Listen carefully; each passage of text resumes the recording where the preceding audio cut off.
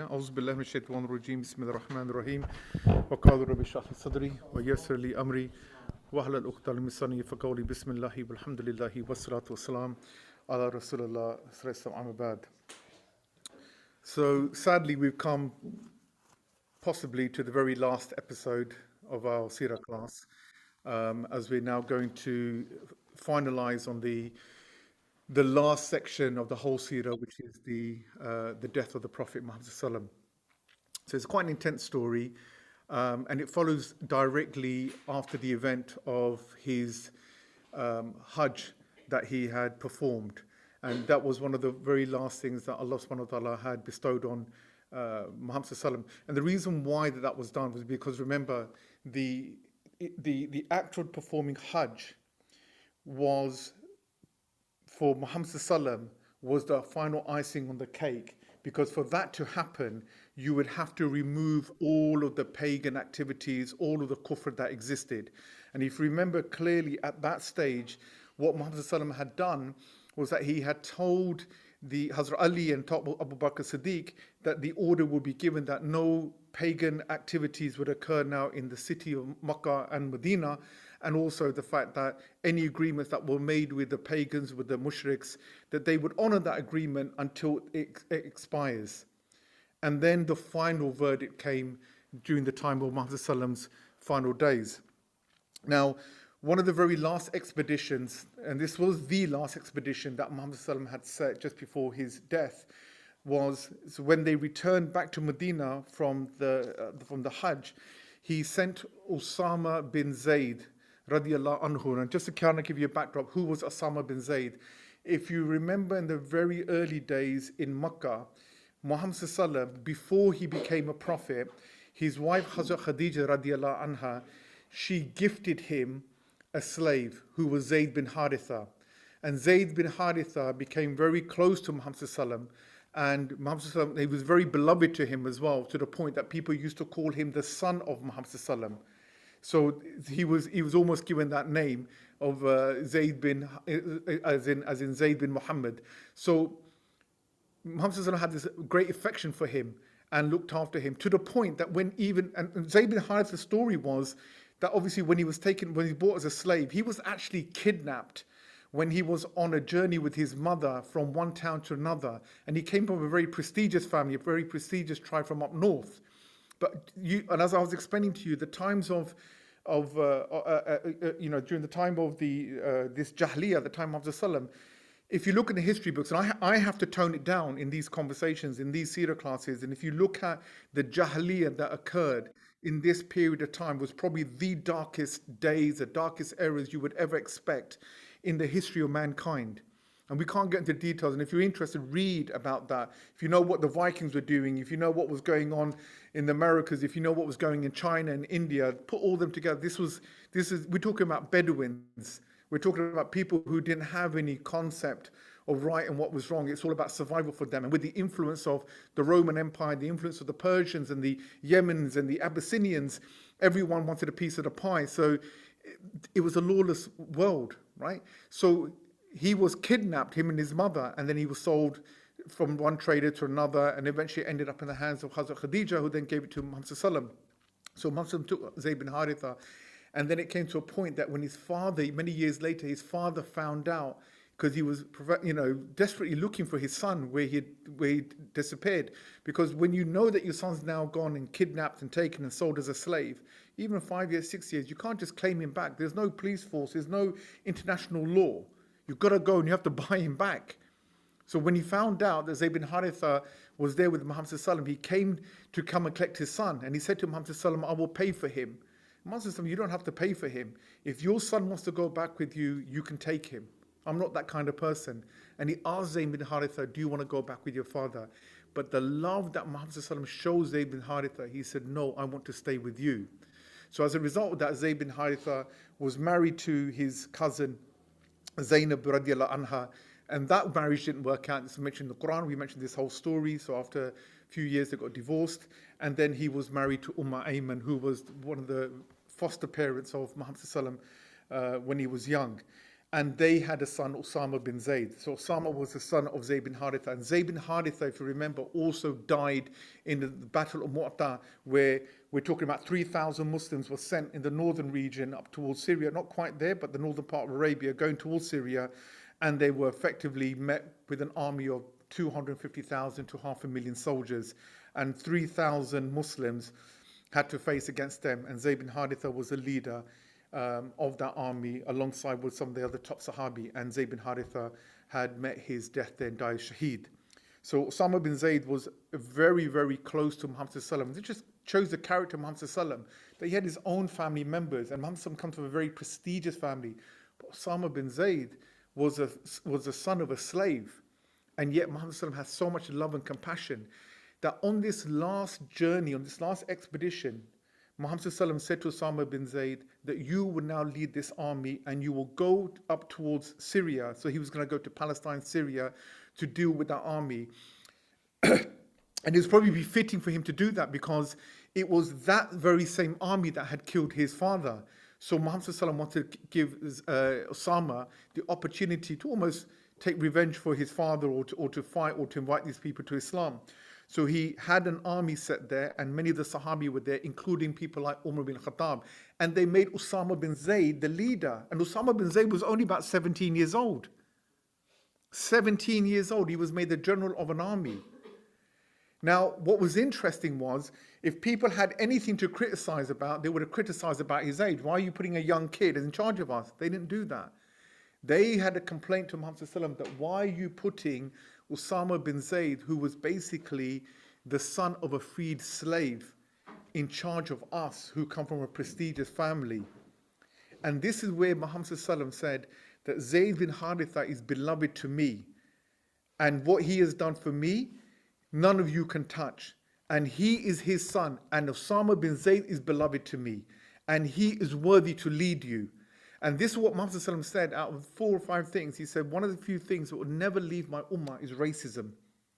So not just racism against color, racism against status, against tribes, against people, even with slaves, if you come from slave family. This is what Zainab had a problem with Zayd bin Haritha. She made this complaint, even though she was the wife of Hazrat Zayd bin Haritha. Even she goes, but you're marrying me to a freed slave. So this attitude was very, very hard to really remove. Nevertheless, Muhammad sallam put him in charge, and people accepted it. So as Osama bin Zayd left and he took the army, he got as far as outside of Medina, and news came to him that Muhammad sallam fell very seriously sick. So people came out to Osama bin Zayd and said, hold up, don't go anywhere until we find out what's happening with Muhammad sallam. Now Muhammad sallam had already given him a direct order, but this is the seriousness of the situation that they felt very uneasy about leaving without knowing the status of Muhammad sallam, especially for Osama bin Zayd. For him, it was like almost like his grandfather figure that he had with Muhammad sallam. So they held back. Now, the way that the whole story unraveled, now Osama bin Zayd is camped out with the army outside of Medina. So the army is not coming back dismounted. They're ready to go, but they're going to wait until they're comfortable with the situation. But the story unravels the way that Muhammad sallam became sick. Was one night Muhammad sallam was sleeping, and Angel Jibreel came to him and ordered Muhammad sallam that he should go to the graveyard of Baqi, which is just outside of Medina, where many of the Sahabi are buried, and that he should go there and make dua for them. So Muhammad sallam woke up and he went to his freed slave, Abu Muayba, who was next door, and he knocked on his door and he said to him, you need to come out. And he said, oh, Messenger of Allah, what's the problem? He said, the angel Jibreel has come to me and has ordered me to pray over the people of Jannat al-Baqi, the people in the grave of Baqi. So he said, no problem. He saddled up his ride and he went with Muhammad sallam. When he went there, Muhammad sallam came out to the grave. And if you've ever been to Hajj or Umrah, you will see that grave. It's very huge now. And he stood out there in the dark. And he looked at the grave and he said to the people, I deem you to be the most lucky ones. After giving Islam, he says, I deem you to be the most lucky ones. And the reason why I see you to be the lucky ones is because what will befall this ummah is what is similar to the darkness of the night. And what he means by that is, if you ever see when it comes from Maghrib to Isha, when it goes from sunset to twilight, you begin to see how slowly it gets dark from one side. And he goes, how the night gets dark and then fully dark. He goes, this is the darkness that will override my ummah. And I almost see you as you are the lucky ones. So here, Muhammad is talking about our situation. He's already preparing us for the reality that if you think those days were difficult, wait and you see the fitna. And we know that the fitna of the Dajjal is the worst of the fitna. And everything is building up to that fitna. Okay, so we can see all of this happening. Then he turned around and he said to Abu Mu'ayba, he said to his slave, after making dua for all of those people in Jannat al-Baqi, he said to him, looked at him, he said, Allah has given me two choices, two options. Allah has said to me, I will give you the treasure or the keys of the treasures of this world, so you can see what will unfold in this dunya and how much of your ummah will take control of this dunya and spread Islam. And you can remain with them until the end of days, and then you will get Jannah. Or you can come to me. And Abu Mu'ayba looked at Muhammad sallallahu alaihi wasallam. He cried and he said, let my mother and my father be ransomed to you. I beg you, O Prophet, stay with us. Because obviously you want the Prophet to stay. And he said, Abu Mu'ayba, I have already made my decision. I'm going to go back to Allah. And you'll understand why he said this. So then they returned back. And when Muhammad sallallahu alaihi wasallam came back to his house, that's when he became very sick. And his sickness was a very severe fever. In those days, people used to get fever. A lot of people used to die of fever. There wasn't any medication. And the main problem with the fever is when your temperature raises, when your core temperature raises and you can't get that temperature down, it starts to affect a lot of the organs and it causes a lot of problems. So when Muhammad sallallahu alaihi wasallam came back, and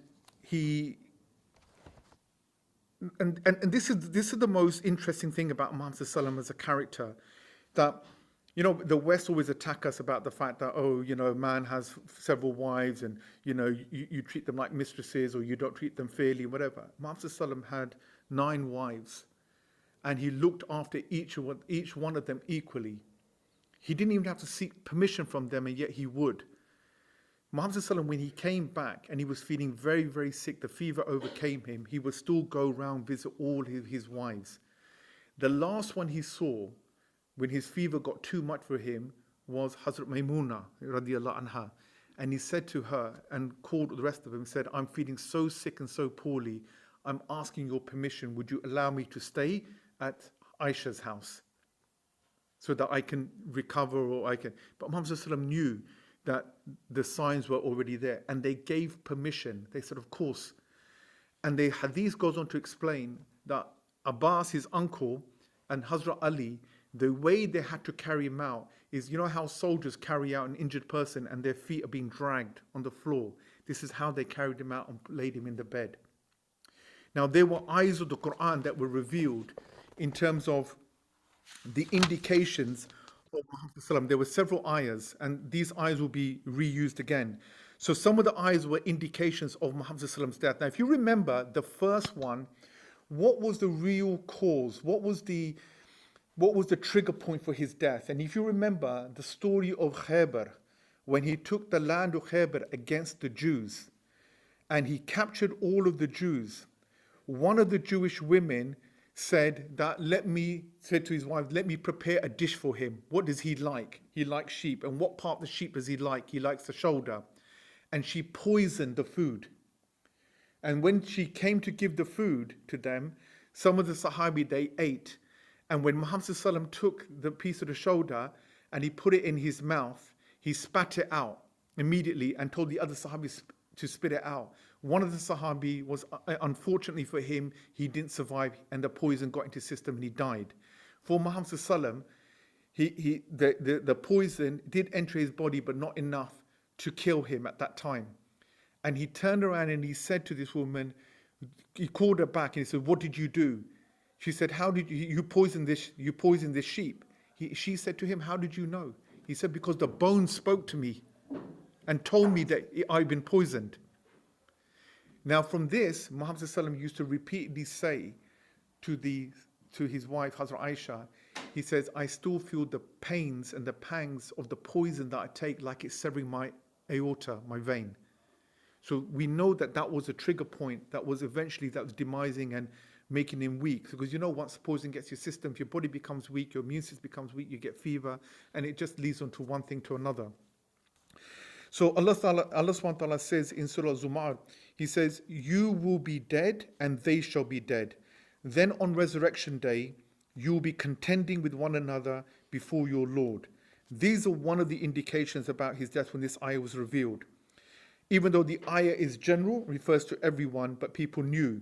And then Allah Ta'ala says in Surah Al-Anbiya, and we ordained no immortality for any person before you.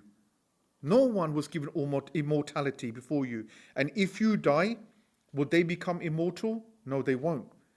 And then Allah then goes on to say, and every soul will taste death, and you shall only be fully paid your wages on the day of resurrection.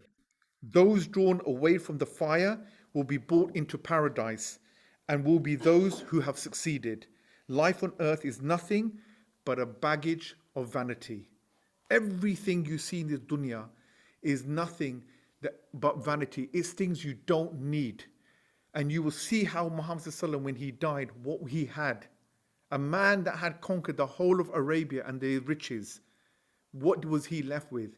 And that's the danger of this dunya, is that we can get so engrossed into it that we want more and we want more and we want more. We can enjoy the things that Allah has given us as long as the purpose is ahead, as long as we know the objective, as long as we're working towards the objective. But if the objective is set to the side and your purpose becomes all of these things, Allah is saying, what you're carrying, why does He say call it a baggage of vanity? Because it is a load, it is a burden. The vanity you take with you, all the good things you have, and there's no deen in this. On the day of judgment, this will be a load for you, and Allah will ask you about every one of this. And then Allah Ta'ala went on to say that Muhammad, and this ayah is very important, Surah Al-Imran, and He said that Muhammad is nothing but a messenger, and messengers have passed away before him. And if he dies or he is killed, you might turn away on your heels, and whoever runs away on his heels will cause no harm to Allah, and God will reward the grateful. And here Allah is saying that if the Prophet ﷺ dies, you all followed him, and if he dies, what will you do? Because after he died, many people became hypocrites. Some people left Islam. We live today, forget about then. We know about our Prophet, whatever, small or big, whatever it is. Muhammad's not here with us. And Allah is saying, will you turn on your heels? How many of us are praying? How many of us fast? How many of us even have our objective in this dunya, in this country, that our prime objective is to spread dawah and not to make money? Have we not turned on our heels? This is what Allah is saying. When your Prophet is gone, when He set the prime objective, the framework of your life to be to worship Allah, because Allah says, remember this dunya is a test. You live and you die by my commandment. And the worst thing is, you will never know, and you'll never have a choice when you will live, when you were born, and you'll never have a choice when you will die. You will never know when that will happen. What is certain is what's going to happen afterwards. So we have to be prepared. So here we're learning lessons from the death of Muhammad sallallahu alaihi wasallam. And then Allah went on to say, remember when God's help and the victory came and you saw the people entering God's religion in droves. Give joyful praise to your Lord and seek His forgiveness. This ayah of the Quran, which is in Surah An-Nasr, this was when Muhammad sallallahu alaihi wasallam came into Makkah, the conquest of Makkah. They waited so long. The Quraysh gave him such a hard time. Remember the treaty of Hudaybiyah? He was ready to come in, and they said, you're not coming in. And if you want to come in, we'll do this treaty. And that treaty was 9 out of 10, all against Muhammad sallallahu alaihi wasallam. Everything, all the conditions, and the Sahabi were angry. Don't sign up to this deal. But Muhammad sallallahu alaihi wasallam had to sign up to this deal because Allah says, just do it and put your trust in God because it will turn against them. And then what Allah gave Muhammad sallallahu alaihi wasallam, the easiness of taking Makkah. Not one blood was shed. In terms of huge amounts of people, blood was not shed. He took Makkah easily. And the Quraysh gave up. The mushriks gave up. And they said, you know what? We don't have a choice. Let's become Muslim. And they said in droves they became Muslim. When Umar bin Khattab was a Khalif, he used to have a gathering with the Sahabi that were remaining with him, the older generation. The son of Abbas, Ibn Abbas, was a young lad, but the most knowledgeable in Quran. And one day he called Ibn Abbas to the gathering. And he said to the Sahabi, this ayah of the Quran, that when they came in droves, what does it mean to you? He said to the Sahabi, what does it mean to you? What was your understanding? What's the ijtihad on this? They all said, this means that the victory of Allah will come for us. Then he said to Ibn Abbas, what does it mean to you? He said, this was a signal of the death of the Prophet. And he goes, I agree with you. This was a signal, because the moment when Makkah was taken and everyone became Muslim, it was the icing on the cake. That is what Muhammad ﷺ was working toward. Where did he start his work from? Where was he born? In Makkah. Who were the people that loved him? In Makkah. And then when he became Muslim and a prophet, who rejected him? The people of Makkah. Who then expelled him? The people of Makkah. And then he took every other town and land around him, and Makkah was almost the last. So for them, that was a signal that that was going to happen. And so here Muhammad sallam, his sickness got bad that he went back to Hazrat Aisha's house, and Hazrat Aisha, she nursed him and looked after him. And there's a hadith going to say that even in his character, that the way that he was, and Hazrat Aisha was much younger than Muhammad sallam, that one day Muhammad sallam said that, you know, Hazrat Aisha was narrating a hadith. She said, I came in and I had a very severe headache. Now, whether she picked up something from him, but it wasn't as severe, she said, and she lay down next to him. She goes, oh my head, oh my head, oh my head, because her head was throbbing. And Muhammad sallam looked at her and smiled and said, your head is hurting. He goes, how do you think my body feels? And then he said to Hazrat Aisha, how would you like it if you died before me and I buried you, shrouded you, and read your janazah, meaning the honor of having me? And Hazrat Aisha, they used to joke with each other. Guess what Hazrat Aisha said to him? She goes, yeah, you would love that, so you can then go and spend all your time with your wives and not worry about me. And Muhammad sallam just laughed. Such was their, you know, their character and their relationship. So here, you begin to see that even in such pain, that Muhammad sallam is dealing with these difficulties. So there was even one case where his uncle Abbas felt that he had some sort of lung infection, and so he gave him a medicine. And Muhammad sallam looked at them, and because he was so tired he couldn't talk, he gave them nashara, indication, don't give me the medicine, don't give me the medicine. But the wives turned around and said, this will probably make him feel better, and they slipped it in the side of his mouth. But the medicine was rank, it tasted disgusting. It was painful just drinking that. Because what used to happen, Muhammad sallam, in your fever, you sometimes you have your downs, then you're all right, then you have your downs, you have your all right. It was up and down. When he was a little bit better, he said, you lot fed me. He goes, did I not tell you not to give me this medicine? Because he hated it. And he said, now all of you, you're going to take a taste of this medicine, and now you know what it feels like. This was such a character of Muhammad sallam that he meant, now you're going to taste this as well. So now, you see the reaction when the news started getting around about Muhammad sallam and his illness. Just imagine that Abdul ibn Masud, that he said, I would prefer to have said 9 times over that the Prophet Muhammad sallam was murdered rather than that he died a natural death. This is because God assigned him to be a prophet and a martyr. And the reason why he said that, because they very well knew that the Jewish woman had poisoned him and that he was murdered. And therefore he is assigned as a prophet and as a martyr. He gets the reward. He said, I will say this 9 times over.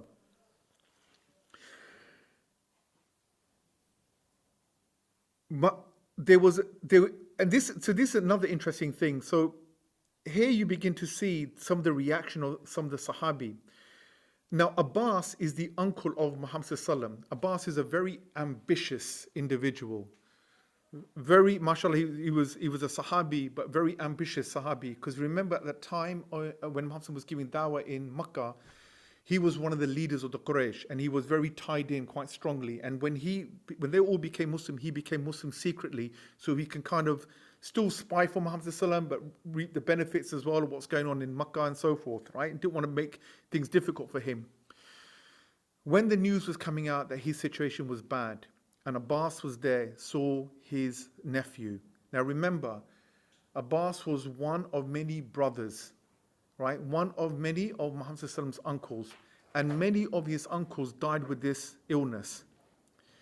When Hazrat Ali came out of the house, Abbas grabbed hold of Ali and he said to Hazrat Ali that if you look at Muhammad, I'm telling you now, looking at his face, he is not going to survive.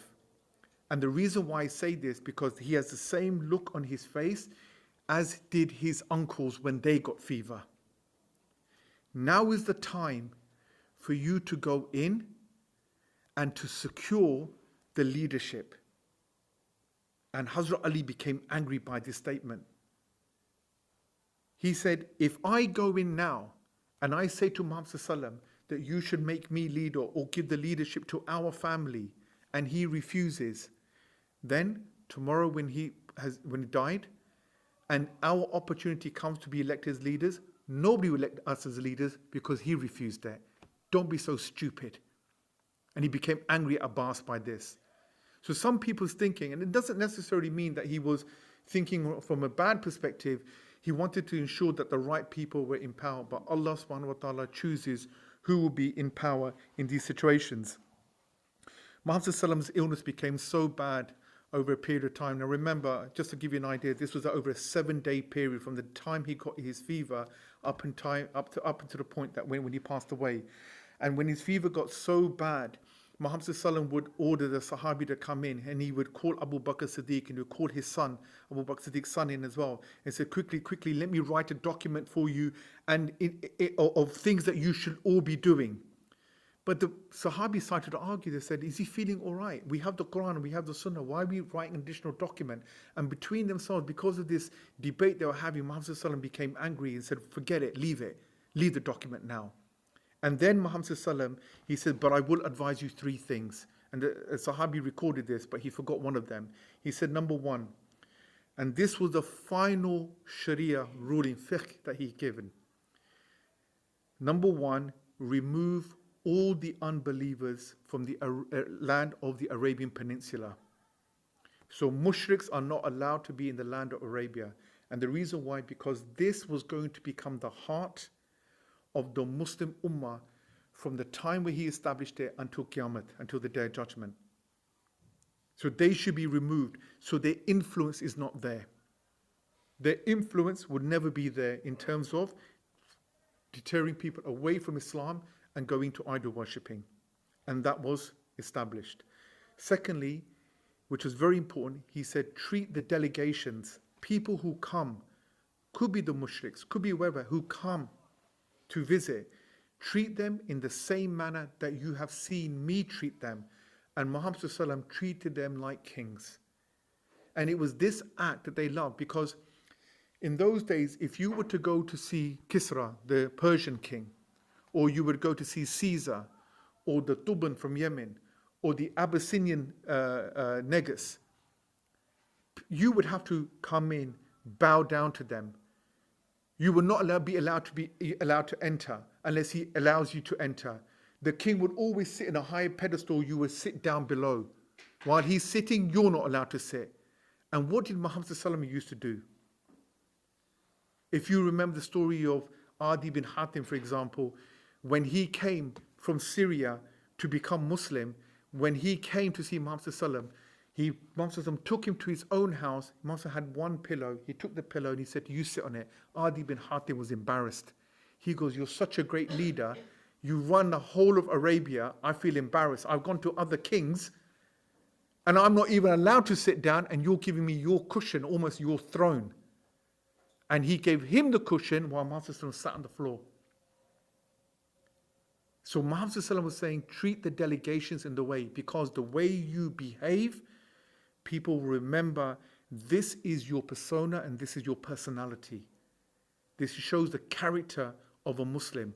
And this what they're saying it, the first sight is what basically, or the first meeting is what will break the ice, will decide whether the deal's going to happen or not going to happen. So for us, we have to be in the best conduct possible. And the last one, the Sahabi said, I've forgotten the last one. Ibn Abbas wanted to say this was a truly disastrous situation, and that due to the arguments that happened, Muhammad sallallahu alaihi wasallam didn't write anything else further for us. And now we go on to talk about how Muhammad sallallahu alaihi wasallam, he gave indication about his death. And there were some really beautiful events that did happen, which I'll talk about later. But some of the indication was Muhammad sallallahu alaihi wasallam, every year while he was a prophet, Angel Jibreel used to come to him during Ramadan and recite the Quran with him. It was only in this last year that he recited the Quran twice with him. And that was a signal to him that that was his death coming. Even on that last year, every year Muhammad sallallahu alaihi wasallam used to perform itikaf for 10 days. But this year he performed it for 20 days. He doubled it up. So you begin to see how certain signs were already in the place.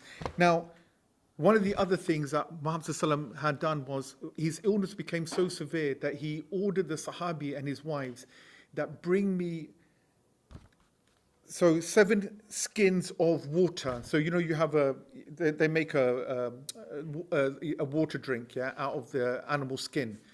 So 7 water skins he had from 7 different wells.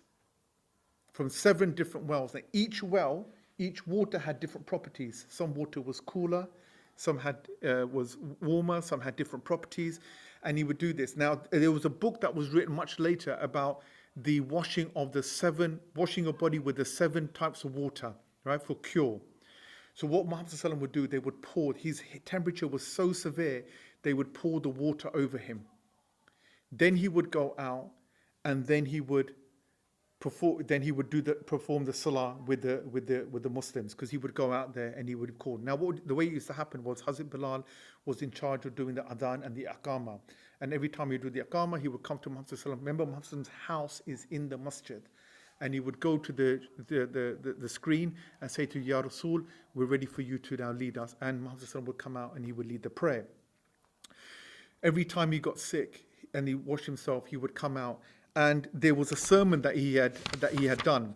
Now in that sermon, Muhammad sallallahu alaihi wasallam talked about different things, but the most important thing is, and I just want you to think about why he was, out of all the things that he could have said, think about some of the things that he's now talking about. Muhammad sallallahu alaihi wasallam, he comes out and he praises Allah. Now, another thing to remember, when Muhammad sallallahu alaihi wasallam gives a khutbah, if you know the minbar, you have the steps. Muhammad sallallahu alaihi wasallam always stands on the top. Have you ever noticed anywhere in the world today an imam standing on the top? Never. They stand on the bottom, the first one. Because that, out of respect, only the leader, the real true prophet, Muhammad sallallahu alaihi wasallam, steps on.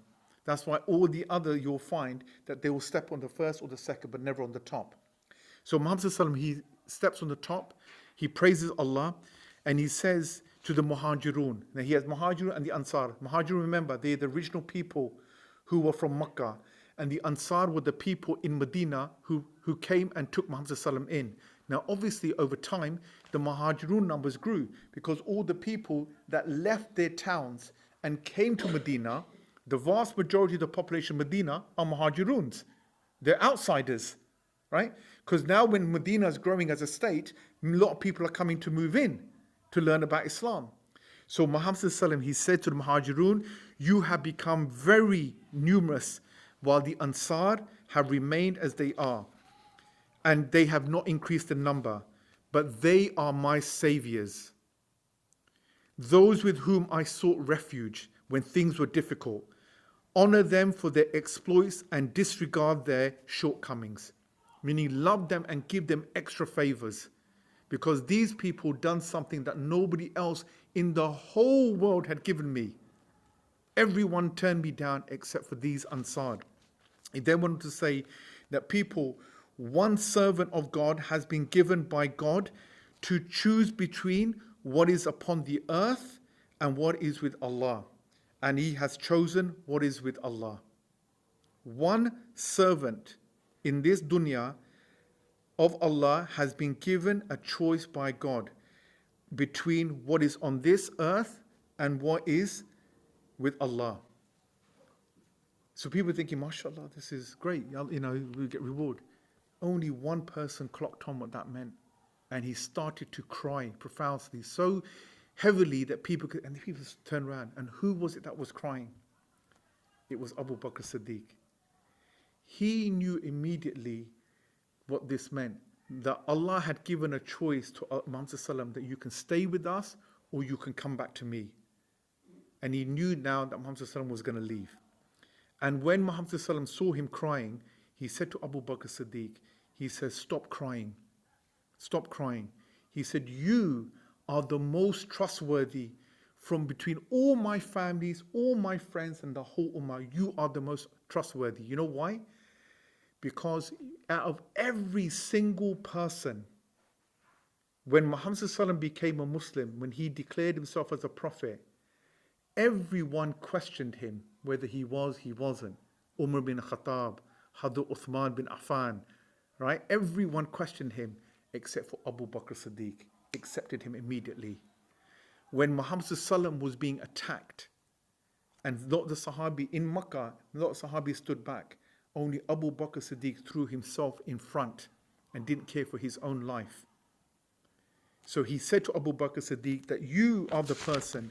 And he said to him, and it was a beautiful hadith, Muhammad sallam, it was narrated, that he said, from all of you I have brothers and friends, and I release each companion from his companionship. And if I were taken from my nation, if I were to take from my nation just one companion, if I was to take from my nation one companion, then that would be Abu Bakr. If Allah has taken me as his companion, Khalil they call it, right? As he did Ibrahim. Allah subhanahu wa ta'ala only took 2 Khalils ever in this dunya, meaning a companion. To have a status of a companion with Allah, only Ibrahim Islam had it and Muhammad sallam. He said, if I was not taken as a companion, then I'm allowed to choose one. He goes, Abu Bakr, I will choose you as my companion. But I can't. Because only one, the companionship can only be chosen by Allah. Therefore, the only thing between you and me is this bond of Islam and the love that we have. Now you see the elevation of Abu Bakr Siddiq. How much that Muhammad sallam respected this individual. And the people who came prior to yourselves, and this is the other thing that Muhammad sallam said, he said, and the people who came prior to yourselves, they treated the graves of the prophets like they were a place of worship. And he said, and I prohibit all of you from doing this. He was very conscious of this. And now we, in this world, we have religious people that we think are saints, and we make shrouds, we make temples out of their graves. And this is your prophet saying, don't you dare make a temple out of my grave. Because this is what the people, the Jews and the Christians, done to their saints and to their prophets. Don't do this to me. You see, it was very clear. No one has, even the Prophet ﷺ wanted to have that status. Not one of the people have been more faithful to me with both himself and his possession than Abu Bakr Siddiq. This is Muhammad ﷺ, this is saying in his khutbah. And if I were taking any one of the people as my companion, that person would be Abu Bakr. However, Allah has chosen me as his Khalil, as his companion of Islam, which is the best. Close off from me every entryway into the mosque except for the door of Abu Bakr Siddiq. The masjid was built in such a way that the Sahabi wanted to be close to the masjid, so they used to have their houses built around it, and one of their doors would open into the mosque. He said, from this day, every door will close except for Abu Bakr Siddiq's, because only he should enter to lead the prayer. You see, all the doors were closed. Yeah, so those houses got removed, except for Abu Bakr Siddiq's one that remained there. Then he carried on with the sermon. This was interesting that he went on to say, he said, to precede my absence from among you is near at hand. My absence is near at hand. You will not longer see me among you in this place, and I have been thinking that there is no one who could dispense with my affairs unless I do it among you personally. If there is anyone whose back I have whipped, meaning if there's anyone that I have hurt, then here is my own back. Let that person retaliate now. He's ordering them. Listen to this. If I have done you harm wrongfully, then you need to harm me back now, because I do not want to take this on the day of judgment. This is the Prophet Muhammad ﷺ saying this. Anyone whose money I took, here is mine, from which he may take. And anyone against whose honor I have cursed should retaliate against mine. Let no man say that I fear rancor from the messenger of God. Indeed, not rancor is not my nature or my character. Let no man say, I will not say anything because I have too much love and respect for you. And just imagine, just by that statement, 2 Sahabis got up and they said, Ya Rasul, you owe me 3 dirhams. It's like 5 quid. You owe me 3 dirhams.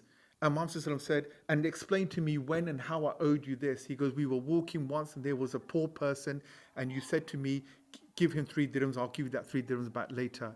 He goes, Ya Rasul, I did not even want to mention it. I had forgiven this. But because of the fact, the way you ordered us to come up and tell us if we have a debt against you, that's the only reason I've said it. Because I feared that you've ordered me to do it. Look at the character of Muhammad ﷺ. He wanted them come up, clear my debt, so I do not go to Allah with anything.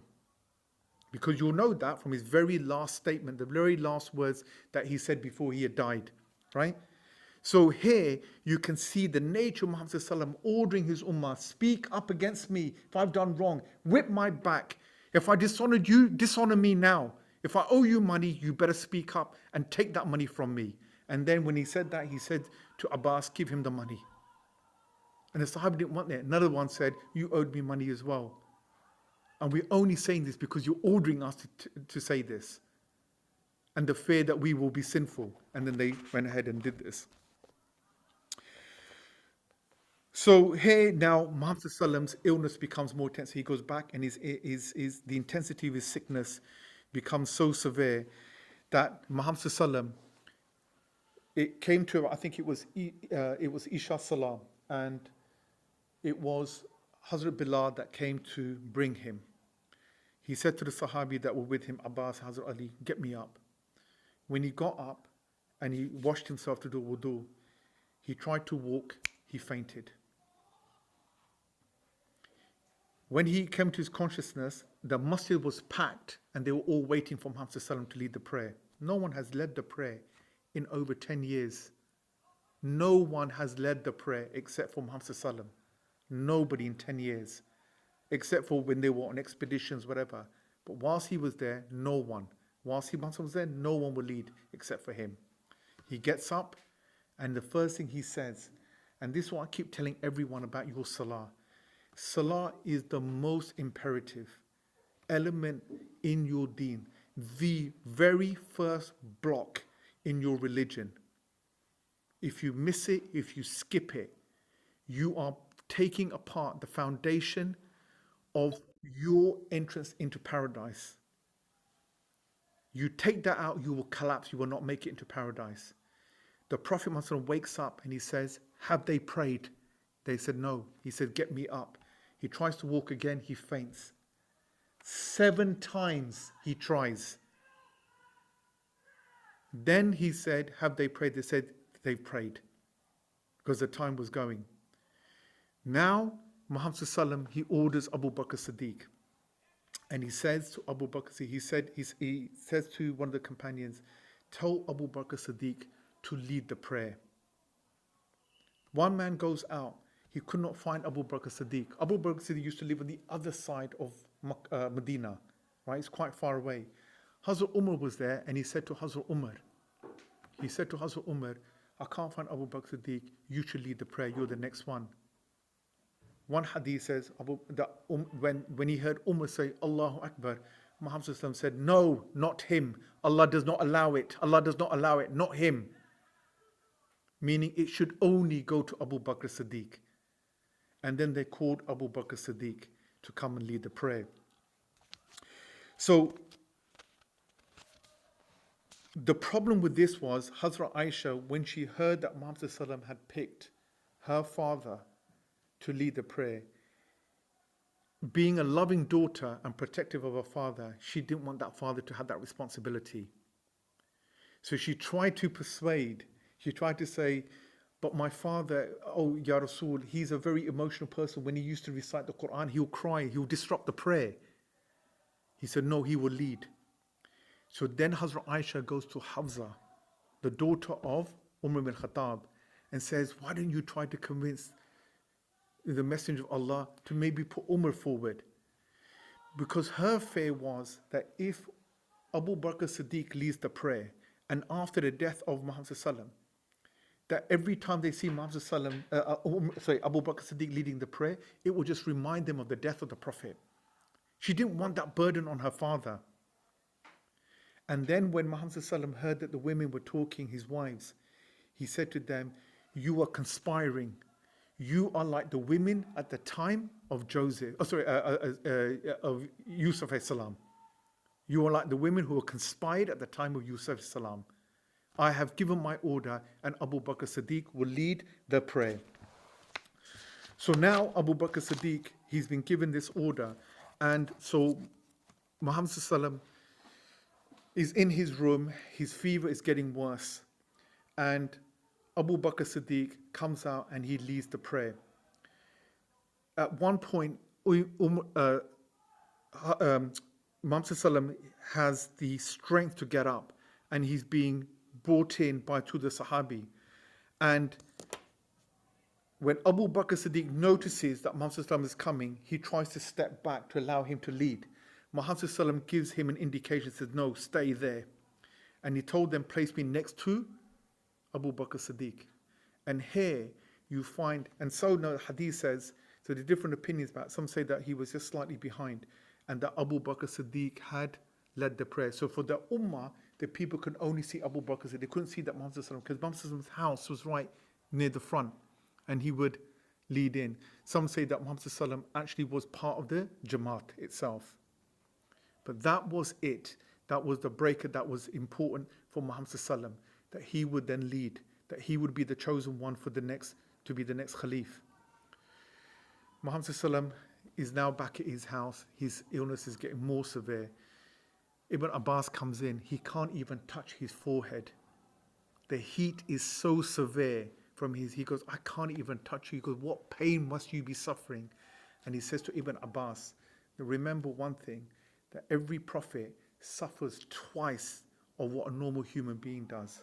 Because every time a human being suffers and gets sickness, they are like, the sins are like leaves on a tree that drop. The illness and sickness that you feel, Allah Ta'ala is wiping away your sin. And for the prophets, for the work that we have done, Allah is favoring us more. And our reward is double.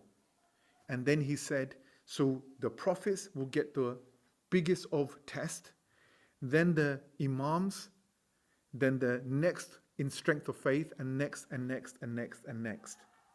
This is why I keep reminding people, if your deen is intact, your iman is there, and you suffer, your suffering is a blessing from Allah. Because most people, when they suffer, they leave the deen. People will go and they will go to the bottle. They will go to the drugs. They will leave their salah. But when you start to suffer, in every case, Allah will, your suffering is in proportion to what you're capable of doing. Allah said in the Quran, I will not burden the soul for more than what it can bear. Every individual, we're all made differently. We all have our limits. Maybe you only need a little bit to push you over towards Islam. Maybe you might need a lot more. But Allah will test you accordingly. Allah is the best of all judges. So when we have this suffering, it is a blessing from Allah. It is a blessing. And if you can psychologically put that in your mind, if you can convince yourself this is a blessing from Allah and Rahmah, you will say, Allah, give me more. You will say, Allah, give me more. This is a rahmah from Allah. Remember, this dunya is temporary. This dunya is temporary, and we will pass this point. Muhammad sallam, pain is getting so bad that one of the most beautiful stories is when his daughter, Hazrat Fatima, comes to see him. And just remember, Hazrat Fatima is the only living daughter, child he has left. At this stage, she's the only one left. All of his other daughters, his sons, have all passed away. Muhammad sallam, subhanallah, may Allah grant him the highest place. This man has suffered everything what we have suffered as individuals combined. He was an orphan. He lived in poverty, austerity. His children have all passed away. His children died at birth. His children died when he was young. His beloved wives that he had, Hazrat Khadija, died when he needed her the most. What suffering did he not go through? Yet he was the epitome of our representation, showing us an example of the way we should be. Fatima comes in and she sees her father suffering and she's crying, and he says to her daughter, come closer, and he says to her something in secret. In the first one, she begins to cry. In the second one, she begins to laugh. Hazrat Aisha later on says to Fatima, tell me what he said. She said, no, my father gave me this in trust. 3 months later, after Muhammad passed away, Aisha went to Fatima and said, no, you need to tell me. He said, now I can tell you. He said, the first time he said, the signals for my death is inevitable. The Quran was revealed to me and Jibreel used to recite it to me every year once. This year he done it twice. That's the signal of my death.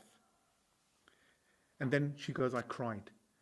Because that's the only thing I've got left. I don't have a mother, don't have brothers and sisters. That's my last living family I have. And then she laughed. And she said, why did you laugh? He said, how would you like to be the leaders in paradise of all the women, the mu'mineen, the believers?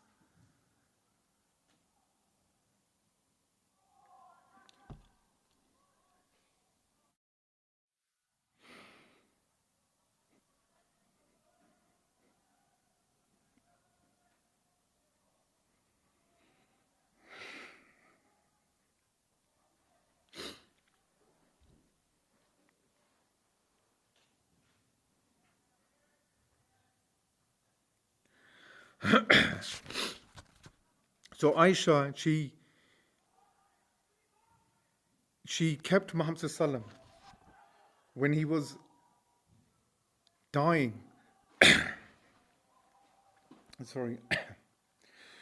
When her husband was dying, she lifted him up and his head was between her neck and her chest. And he started to say things and make dua. And if I could just find exactly the last things that he said. He said to them, remember one thing. He said, the Messenger of Allah said, let none of you die without thinking well of Allah. Because whatever you think of him is what he will be for you on the Day of Judgment. When we're growing up, we learn about the punishment of Allah, the anger that he has, and we fear the fact that we want to save ourselves from the Day of Judgment.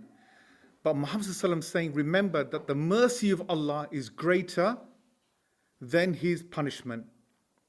So Muhammad sallallahu here in his dying death, he's thinking good of Allah, good things, and that's one of the reasons why he wanted to go back to Allah subhanahu wa ta'ala. And here he said that the Messenger of Allah said that Jibreel came to Muhammad sallam while he was there in the position laying on the lap of Hazrat Aisha. She kept him very close, and he was so conscious of the fact that he was going back to Allah. He saw Ibn Abbas there not Ibn Abbas, the son of Ibn Abu Bakr, with a maswak, and Muhammad sallam was looking at the maswak. So Aisha said, give me the maswak. She took it, she chewed it, and she said, you want to brush your teeth? Muhammad sallallahu wanted to look the best for Allah subhanahu wa ta'ala. He knew that he was going, this is, when we do the ghusl, I say to the families when we're washing the bodies, this, your father, your brother is going to Allah. He won't have you after this point. Wash him, love him with dignity and honor, and send him to Allah subhanahu wa ta'ala in the best way. One Sahabi, when he was caught by the Quraysh, and he was about to be killed, he asked a woman, he said, can you bring me a blade so I can clean myself so that I'm going to present myself to Allah? This is how, remember, Allah says, you will be woken on the day of judgment the way that you passed away, the way that you died. So here, then he went on to say, then the other part was the Hazrat Osama bin Zayd. Remember, he was camped out until he got the order. Osama bin Zayd came to him. And what did Muhammad sallam say? Muhammad couldn't say, he couldn't even speak. He had no more strength and energy in him. He would look at Osama, he would point his finger upward, and he would do this. And he said, Osama, I'm making dua for you. I'm making dua for you. Now go. I gave you an order, go. That was it. That's all that Osama bin Zayd. And it was that war, that expedition that Osama bin Zayd did that opened up the Roman Empire, where he took the Palestine, where he took Syria. This was the last parts of it. And here, Angel Jibreel, when he came down, he said, Hazrat Aisha said, Jibreel would protect him by saying a prayer. While Muhammad sallam was sick, Jibreel came down and started making dua for Muhammad sallam whilst he was in the lap of Hazrat Aisha. And then Muhammad sallam said, with the highest companion and with the highest companion. And here, the final statements, just so you all clear, after Muhammad sallam had, Hazrat Aisha helped him clean his teeth and so forth, Muhammad sallam, the last thing that he could just about whisper from his mouth, he said, there is no God but God. Death has its pangs. And then he lifted his forefinger and he began saying, with the highest companion. Remember, Allah says, you're my Khalil. He says, with the highest companion and with his highest companion, until he died. And then he slipped because there was water on the side where he kept on cooling himself down, and his hand dropped, and that was it. Allah took him. And he wanted to return back to Allah subhanahu wa ta'ala. He wanted to return back. He had the choice to be with us. Can you imagine that if he was here with us today, most of us, we wouldn't be the way we were, the way we are. He would have saved most of us. But he had the choice. He'd done his hard work. He'd done his hard graft. But the love and the affection he had for Allah, he wanted to be with Allah subhanahu wa ta'ala. That's where he wanted to be. But he would never have left if he never had the confidence in the preparation he made with the Sahabi. And not just the Sahabi. Remember what Muhammad sallam said. Once he said to the Sahabi, he said, my ummah that will come will be the closest to me. And I will love them dearly. They said, us you're talking about? He goes, no, I'm not talking about you. I'm talking about them who haven't seen me. Them who I haven't been with, and them who I haven't advised. He said, those I will love passionately, because they will still spread my message. They will still make dua for me, and they will still establish their Islam. Those are the ones I'm talking, and they're the ones I'm dying to meet on the day of judgment. So if you think about the death of Muhammad sallam, and you look about everything he established, everything, all the work was done. Now Muhammad sallam isn't here. Abu Bakr Siddiq wasn't even here. He was in his house. When they came out and they said that Muhammad sallam has passed away, Umar ibn Khattab had lost his mind. Completely lost his mind. He said, you people saying that he's dead, we thought Muhammad sallam will not die until all the hypocrites are gone. Why are you guys saying this? He cannot die. He cannot leave us. He cannot die. He cannot. People lost it. And it was only when Abu Bakr Siddiq, when he heard, he came all the way and he came to see his friend. He didn't realize that he even passed away. And he came in, he kissed his forehead and he said, you have gone to your companion. And that's when Abu Bakr Siddiq came out And he knew that he had the job, that he left the burden on Abu Bakr Siddiq, and he had to keep Islam going. And that's when he said to Umar, sit down. Umar wasn't listening. He goes, sit down, Umar. And Umar still did not sit down. Umar was taking his sword out, wanted to kill people, lost it completely. And that's when Abu Bakr Siddiq recited the ayah of the Quran that the messenger is nothing but a messenger, and even he will die, but Allah will never die. And when Umar ibn Khattab heard this, that was it. Then the reality hit, and he fell on the floor, collapsed, crying. That he now truly understood that Muhammad sallam had gone. And that concludes 125 hours of the Seerah. May Allah subhanahu wa ta'ala bless all of you. Allah ta'ala has given us the strength to do 125 hours to take this journey through the whole life of the Prophet. 4 years it's taken us to complete this. I didn't think we were going to complete it. So some of you, who've been here with us, mashallah, from 2010, right? And we've done this like 4 times. But I pray, inshallah, that you really absorb this. And, the main thing is that, what we've gone through, that you now have the interest to learn and read and study and go through this in detail. Because at the end of the day, no matter which part of your life you are in Islam, whether you're quite into it or not into it, remember one thing, you have to leave this world alone. You will leave this world alone, and you have to face Allah. There's no doubt you are going to face Him. So this is just an intro. This is just to ignite the fire in you to go and learn and go and find your journey into Islam. I have found mine. I will continue mine. Most of you have found yours. You will continue yours. But whatever you have learned, do exactly what Muhammad done. Whatever he learned from Allah by Jibreel, alayhi salam, what did he do? He taught it to everyone, and his work carried on, and his work carried on, and work carried on. And it was that. And the only one advice I can give you, wherever you start, never give up. I started this Seerah class where I used to have only one person attend in my house. And I made a promise to Allah, I would do this class for 1 hour, and it used to be on a Friday between 8 and 9. And there were times when nobody would turn up, and I would still sit there with my book for 1 hour, so I'm not moving from here. My wife used to go with the kids to her brother's house, said, I'll leave you to it to do the class. I'd sit there, right, and nobody would turn up. 2 weeks, 3 weeks, 4 weeks. Didn't care, because I had my job. I wasn't there for crowd pleasing, whether 1 came or 1,000,000 came. Don't care. I wanted my reward from Allah. And I knew in that process of learning and getting my reward, that I was going to get closer to Allah. I was going to open doors that I never knew that could be opened up. And I just consistently kept at it. And I churned away. And from that, from 2010, we have never ever stopped the Seerah class. It's continued until 2022. May Allah Ta'ala reward us all. Give me the strength to, inshallah, carry on doing more and more of this dawah. But Jazakallah khair to all of you. And this will conclude our class. And I pray for Allah to give you strength and give you guidance. And inshallah, that give you the motivation to really read on your own this as well.